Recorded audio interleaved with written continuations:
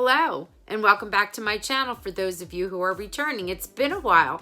I'm Roxanne, and this is one of my adventures.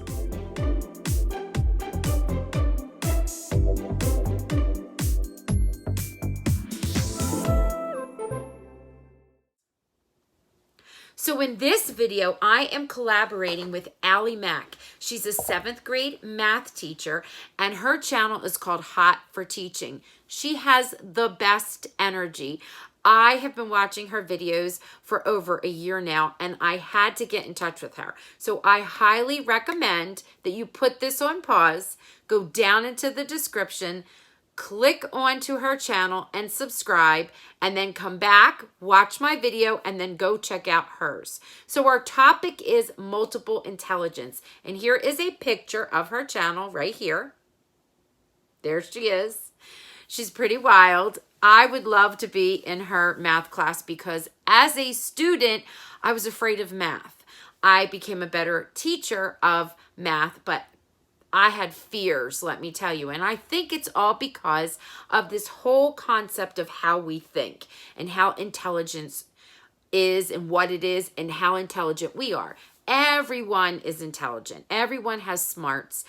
But for the longest time, people thought that there was just like this IQ test that you take and it kind of pigeonholed and boxed people, and either you passed it, or it's not so much if you passed it. You had a high IQ, a low IQ, and it meant okay, so Howard Gardner in 1983 came up with this theory about multiple intelligence, and he proposed it and published it in a book called Frame of Mind. Had to think there for a minute, lost my mind. And what he said was we had these 8 categories that our brain and our intelligence could be categorized in. And that is what I'm going to explain to you today. Now, if you're familiar with multiple intelligence, that's great. Stick around. You're going to see me take a test. I'm going to share the results. Even if you go to Ali Mack's channel, which you should subscribe, which I'm not even gonna cut that out. I'm leaving that in, which you should subscribe to. Again, here she is. It's in the link below. And then stick around, like I said, take the test and maybe decide, oh, I should be applying this in my classroom differently. I'm going to take the test. I'm going to show you what I was like when I taught 5th grade. She teaches 7th grade, so she's going to tell you about the 7th grade Ali, and I'm going to tell you about the 5th grade Roxanne, and then how I would apply this in my classroom, or how I do. First, I have to tell you that the test that I'm taking is actually generated and scored in real time right in front of you. I have paper and pencil type tests, and I have links for those. You do not have to take the generated one if you don't want to. I didn't even have those when I first started. So let me go back to multiple intelligence. So like I was saying, Howard Gardner in 1983, he didn't think of it in 1983, but it came out in 1983. So this theory is young. It hasn't been around long, not even 40 years. So this is one of the graphic organizers you will find when you Google multiple intelligence. But it's not the only one. It might look differently, but it's still the 8 categories. So the first category is a naturalist. And this is what a naturalist is. In a nutshell, it's someone who relates to nature, that is connected to nature. And if they are connected to nature, or if they're learning about nature, it's of high interest to them. And this is where they're going to excel. They're going to take in the most information, feel the most comfortable to output information. Next is spatial. So this has to do with patterns that you can see. It's not just about perception, but it's more about when you think. You think in patterns, you think in shapes. Okay, so let's talk about linguistics. So linguistics is the ability that you have to talk, to communicate, to write. You love the written word. You just love words. And if you were to express yourself, you would do it in writing. Or if you were trying to learn, you would want to be reading and taking notes. You're a note taker. You're really inspired by different languages, and you have an interest in them. That is what linguistics is. The love of the written word, or the love of words. Let me just tell you ahead of time, that's me. If you can't tell, that's me. Okay, so the next one that we're going to talk about is body kinesthetic. This is someone who is a touch, feel, has to do with the hands, building kind of person. It's not just somebody who considers themselves to be athletic, but if you were going to be in a younger grade and you're learning about adding, you would be more successful if you bounce the ball 1, 2, 3 times, okay? And then you wrote down the 3. And then you bounced it again, 1, 2, and you wrote down the 2, and you're like, 3 plus 2 equals 5. Let's do it. 1, 2, 3, 4, 5. You get it. So it's a physical activity. It doesn't mean that, you're out there running marathons, but you could be, but you don't have to be. So that is body kinesthetic.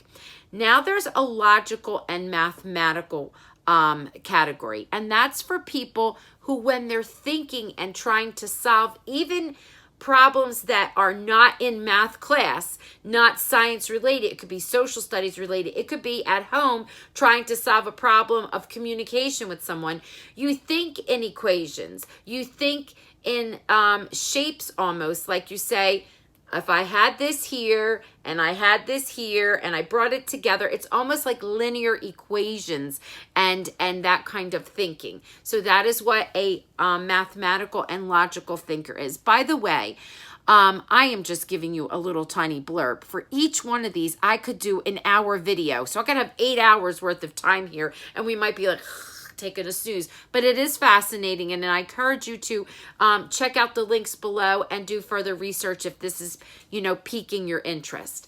Okay, so next is inter and intrapersonal. These are 2 different categories.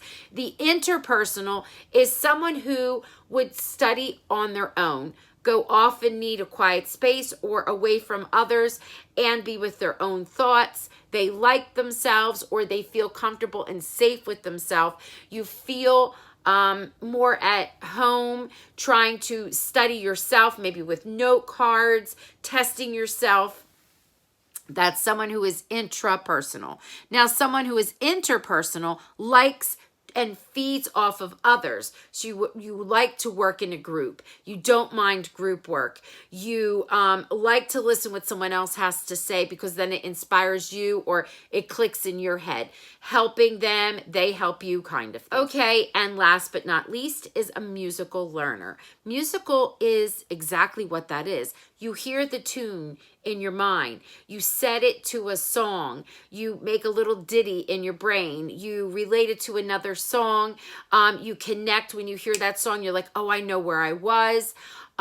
You might also be someone who is very talented, where you sing, you have a beautiful voice, or you play an instrument. So that is someone who is musical. And I have to tell you a little side piece about that.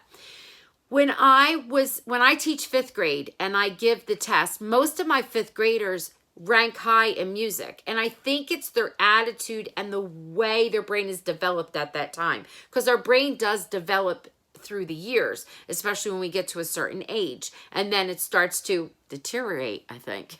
Anyway, going back. So I then had also 8th grade. And they were all ranking high with the music learning, but they didn't necessarily rank as high. So I think our intelligences change. We don't become less intelligent. What it is that our world around us affects how we learn, and our emotions affect. And I love that Howard Gardner was so smart to come up with something like this, because we realize there's not just one way. So these are the 8. I've only touched on them briefly. Okay, so now I took the test. I believe that Ali is going to show you herself actually taking the test.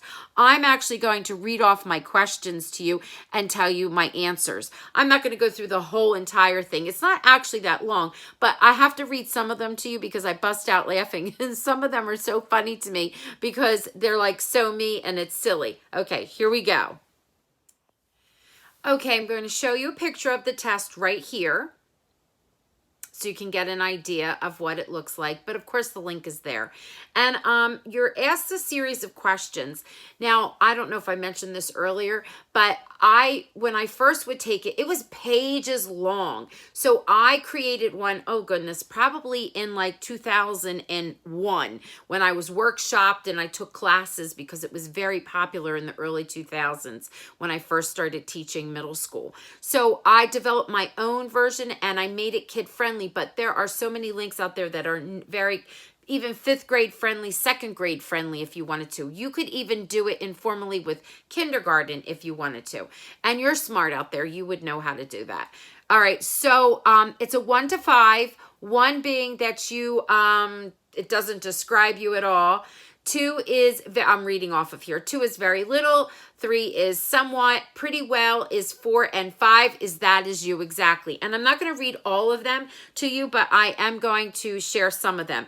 So the very first one, I was like, oh my goodness, this is so me, where it says, I pride myself on having a large vocabulary. And that is so true. So I click a 5.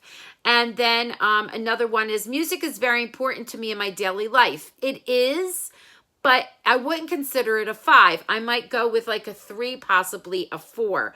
And then there's another one that says, I often look for weaknesses in myself that I see in others. And I'm like, oh, that is so me. So that would be a 5. Next, this, I feel really good about being physically fit. 1, okay? Because I wish I were physically fit, but I am not. I often think about the influence I have on others in my mind all the time. That's number 5. I think that's the teacher in me. I love to read and do so daily. 5. I enjoy my pets. That's a 5. I love my pets, but then the next question is, I like to fish and hunt. No, I live in the woods on a fishing and gaming reserve surrounding all around me. I know I'm telling you lots of information, and it would be an absolute no. But somehow you add it all up and you come up with your strengths. So in this particular one, or 1 meaning test, I forget how many questions there are. Let me see. There are 56. And then you click the button and it finds your strengths, which I already did. Now you're going to see something pretty interesting. I found Ali Mack and I asked if she would collaborate with me, and we talked to each other and got to know each other, and we decided that was a yes. When I heard the results of her test, I was like, wow, she has the 3 top her top 3 categories are the same as mine, but in different order. So for me, 4.86, because you know everything's a 5, it was very high, and that was self. So they are slightly worded differently in this particular test that we took, but self is like intrapersonal. Like, I like myself. I relate to working by myself. I realize what it is that is my strength and my weakness. I'm good at managing my time, that kind of thing, being organized. And that is so me. And then 4.57 is language. One of the questions was, you love words? Yeah. You love to talk? Yes. So me. And I was like, yes, that's me.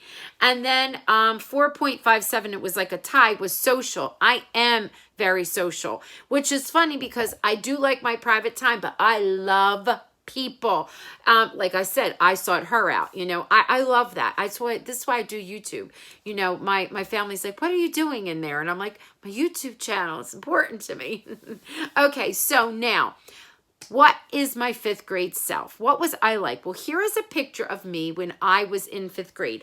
I'm going to show you this picture right here. But you know, I mean, digitally, I don't have it. So it kind of looks a little awkward. But I'm also going to pop it in the screen besides showing you it like that. I'm going to show you like this. This is fifth grade me. Notice my puppy dog. That's Ebony, and I love, love, love animals. I do not hunt and fish because I love animals so much. So the Howard Gardner questionnaires are really cool because I love animals. That doesn't mean I'm like a naturalist. It could simply mean something different. And don't know how they figure it out, but it works out, adding up all the little parts. There's a whole section on how to do that, and that's like 8 hours worth of time, of our time. But don't even worry about it because there's like these little cheat sheets that help you out. So anyway, this is me, and let's see, what was I like when I was in fifth grade? I was talkative. I was talkative from birth. I like to make friends, but I was a bit insecure. I was not a good test taker. I would get nervous and I would think about all the things. What if I did this wrong and this wrong and this wrong? And I never wanted to do anything wrong. And because of that, I would lose time. But I had the most amazing fifth grade teacher. Her name is Lois Ewan. And she, oh my goodness, she inspired me to love to read. And I struggled with reading, although I could read before I went to kindergarten. My mom taught me. But through the years and just comments that certain people would make, I kind of lost my confidence along the way. And she built it back up. And this is when I fell back in love with reading. I loved words and reading when I was like 5 and 6 years old. And then through the years, it kind of changed for me. But by the time I got to fifth grade, when we would have library as our special, she would say, try this genre. It's when I learned the word genre. Try this genre. And she said, try mystery. And she'd talk about mystery to us. So we went to the library and I checked out this book that was red. It was older and it was about a missing ruby in a hotel. And I was like, mysteries. So this was my life in fifth grade right here. Trixie Belden and Nancy Drew. I would be really under the covers with the flashlight reading. My mother would be like, you have to go. I'm sorry. My mother would be like, you have to go to sleep. I was just so devouring these books. And it was just, I discovered Romeo and Juliet. And oh my goodness, I was hooked. So I love words. And I was writing back then. And eventually I became a published author. And my first single title was dedicated to Mrs. Ewan. And here's the thing. I'm a fifth grade teacher, like she was a fifth grade teacher. Every year when I start school, that runs through my mind. So anyway, that is what Roxanne the me in fifth grade was like. Loved animals, talked a lot, was falling in love with reading, building my self-confidence up. Also, where I went to school, fifth grade was the last year for elementary school, and then you went on to middle. So there I am with my Ebony. Okay, now, knowing that self, language, and social are my 3 top categories doesn't mean I wouldn't use all the rest. And there's even a part in there where Gardner says, as long as you score a 3, above a 3, that could be a strength of yours as well. So the only other thing that I scored that was slightly above the 3 was spatial. And that makes sense to me. I do think in patterns. I do map things out. I do great with graphic organizers. It's almost like an artsy part of me. So I agree on that. I'm like, okay, that works. All right. So now if I were my fifth grade self, how would I be teaching myself? Well, here's the thing. One of the reasons why I struggled with my self-confidence was I had a hearing issue. And because of the hearing issue, you have these windows of opportunity to learn. And I could not hear the difference, or I could not differentiate with the short vowels like A, E, I, O, and U. I struggled. And I could recognize them. I was a sight reader. My mother taught me how to read with sight words early on. but they were all crazed with phonics at the time. And I just didn't have the physical ability to do it. Spelling was, oh goodness, you had so many words and you had to, you know, do different things like write them in a sentence, that kind of stuff, define them, although I don't know what that has to do with spelling. And then you take your test, and I just, I would have to memorize it. I struggled. So what I would do is I would look at this differently. If I were going to teach spelling, and I do, this is one of the things I do with my students. We don't even teach spelling the way we used to back in the day anyway, but I would give them, and I think Ali Mack will talk about this, a choice board. And you have different ways to practice. Now, there would be things I would be doing with my students that I absolutely would demand that they had to do. And then there would also be this choice board, which I will show you right here. And I would give them choices on the different types of activities they had to do until the end of the week to practice. Now, one of the things I absolutely would do with all of the students, especially with me, if this would help a lot, would be you have to read it, write it, and say it, okay? So if the word is cat, and I am being, sorry here, I am being basic. Of course, the word cat would not be a 5th grade word, but you know what? I will tell you what one of my 5th grade words was, vacuum. So I would be like V-A-C-U-U-M,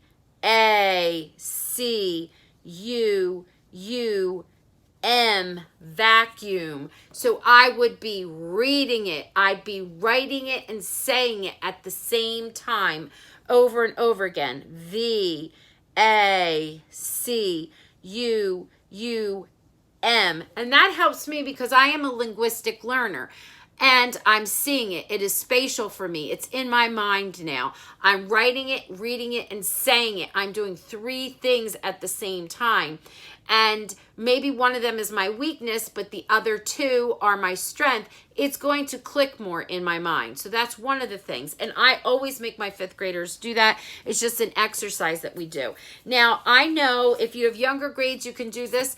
But in 5th grade, my students love to be silly because that kind of goes and gets taken away from them. So what I would do is get out the shaving cream, give them all a squirt on their table. They'd smear it a little bit, and they would do it that way also instead of just with the marker. So maybe Monday we did that for a few minutes, and then Tuesday we would do it with the shaving cream, and we would go V-A-C-U-U-M, vacuum.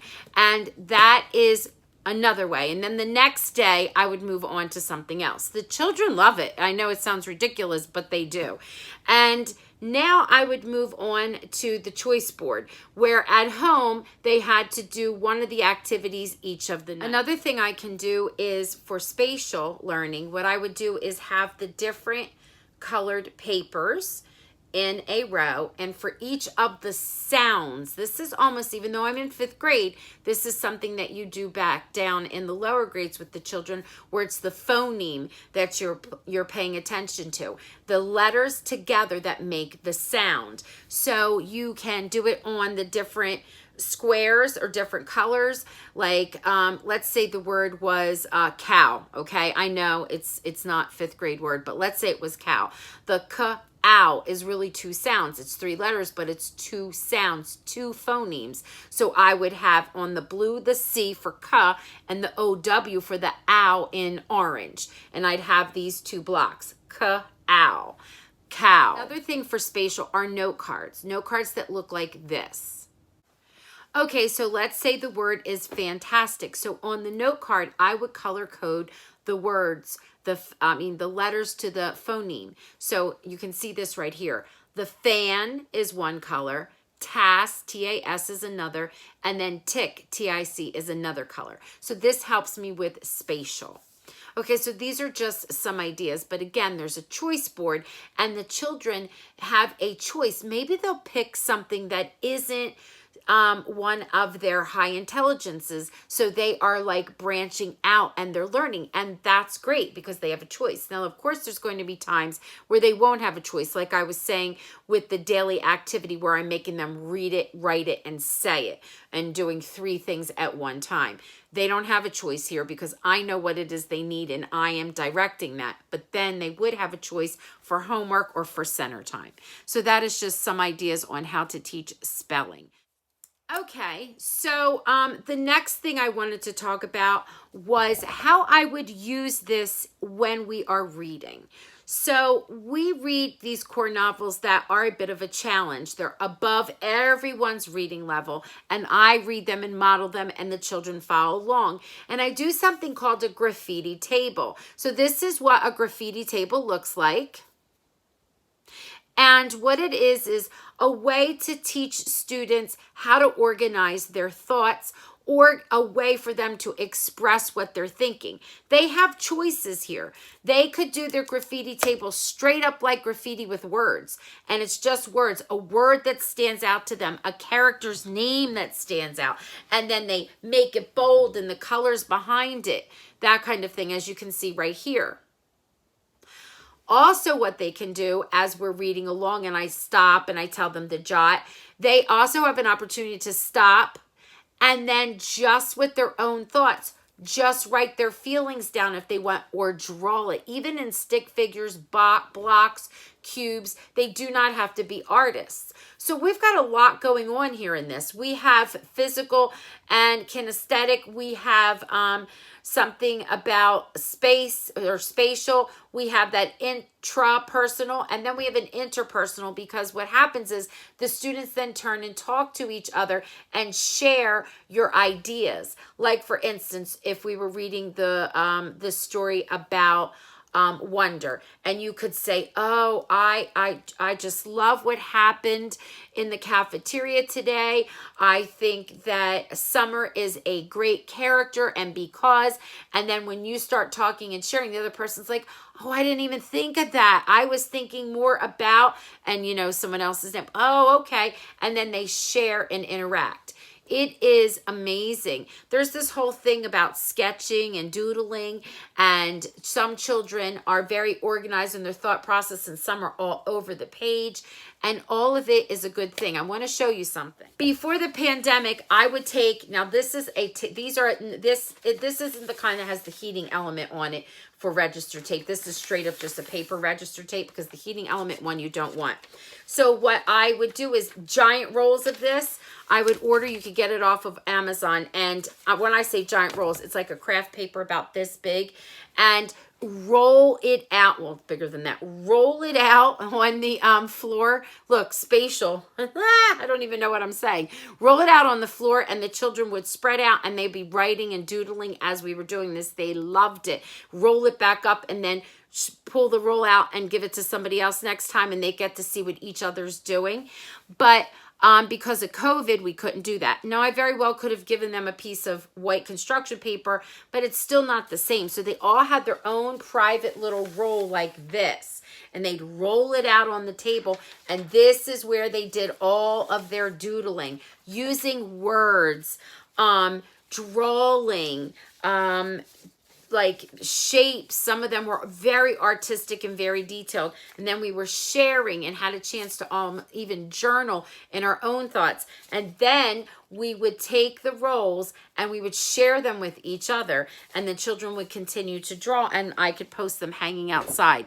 The children love this, and you can do this even for your social studies material. Let's say you're reading something about a certain topic like the Lewis and Clark expedition. The children can make that come alive in their mind by doing the graffiti table, and you're hitting all those different intelligences. You're letting them naturally show what it is they know. And as a teacher, this helps you, because then you can see what they're thinking, and maybe you can find a misconception, or where they maybe weren't fully aware of a word that you were using, and because of it interrupted the meeting and they got the wrong impression, especially if it's fiction. But when you first start out doing this, children are not used to having choice.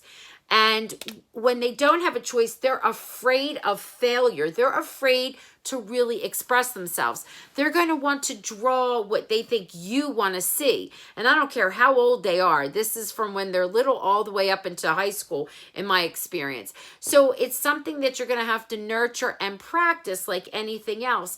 But it's one of my favorite things to do when it comes to language arts and crossing over into social studies, because it really does hit all of those areas of intelligence. And after a while, the child, you will see them relax, the learner relaxes, and there's so much they get out of this because it helps seal it in their mind. So then when we go to take the next step, like a character analysis, they have that there and they can refer to it because they've used the space or they've used the interaction with each other.